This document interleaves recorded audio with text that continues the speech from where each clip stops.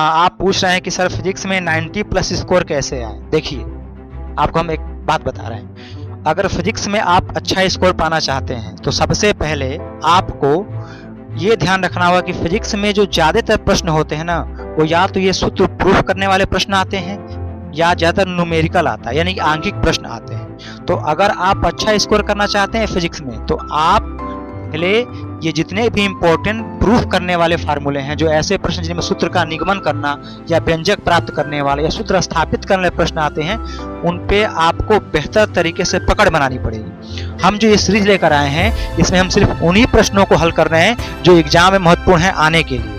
तो आपको 3 भाग में तैयारी करनी पड़ेगी फिजिक्स की। पहले भाग में आप क्या करेंगे, छोटे छोटे लघुत्तरीय प्रश्नों को याद करेंगे जो 2-2 अंक के होते हैं। जैसे मान लीजिए पूछा विद्युत फ्लक्स क्या है, तो आप उसको परिभाषा याद करेंगे, एक छोटा सा परिभाषा हो जाएगा। ये आपका अति लघुत्तरीय और लघुत्तरीय प्रश्न है जो 1 या 2 अंक का आएगा। तो पहले पार्ट में आपको लघुत्तरीय प्रश्नों को तैयार करना पड़ेगा जिसको आप याद कर सकते हैं। दूसरे भाग में आपको क्या करना पड़ेगा, जितने भी प्रूफ करने वाले फार्मूले हैं उनको याद तो नहीं किया जा सकता, ये कंसेप्ट है, तो इसको आपको समझना पड़ेगा, लिख के इसका अध्ययन करना पड़ेगा। और तीसरे भाग में आपको जो भी एनसीईआरटी बुक में जो न्यूमेरिकल दिए हैं ना, उनका रिवीजन करना पड़ेगा। तब जाके आप फिजिक्स की बेहतर तैयारी कर सकते हैं और अच्छा स्कोर प्राप्त कर सकते हैं। तो समझिए, तो आपको ध्यानपूर्वक इन चीजों को समझना होगा, क्योंकि ये याद करने वाली रटने वाली चीजें नहीं है। हम इस सूत्र को रट के नहीं समझ पाएंगे।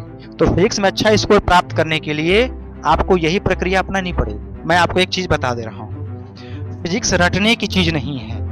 अगर लगता है कि फिजिक्स को जैसे बाकी हम विषय को रटते हैं और रट रट के याद करते हैं, तो अगर लग रहा है कि फिजिक्स को रट के याद किया जा सकता है तो ये बस की बात नहीं है, संभव नहीं है। क्योंकि फिजिक्स कंसेप्ट है और आप उसको रट के नहीं याद कर पाएंगे, आप उसको समझ पाएंगे। और समझने के लिए फिजिक्स एक जो है ना, एक सीढ़ी की तरह है। अगर आप एक कंसेप्ट को क्लियर समझेंगे, एक फार्मूले को समझेंगे, तभी उसके आगे वाले फार्मूले को प्रूफ कर पाएंगे। अब बताइए, अगर आप गॉस के नियम को ठीक से नहीं समझे, आप ये नहीं समझ पाएंगे, क्योंकि उसी का अनुप्रयोग है। अगर आप पृष्ठीय आवेश घनत्व को नहीं समझे तो ये नहीं समझ पाएंगे।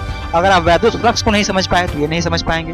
तो फिजिक्स समझ में नहीं आता। इसका कारण क्या है कि पहली चीज को फिजिक्स रटने की चीज नहीं है, उसको रटिए मत, उस पर ध्यान दीजिए।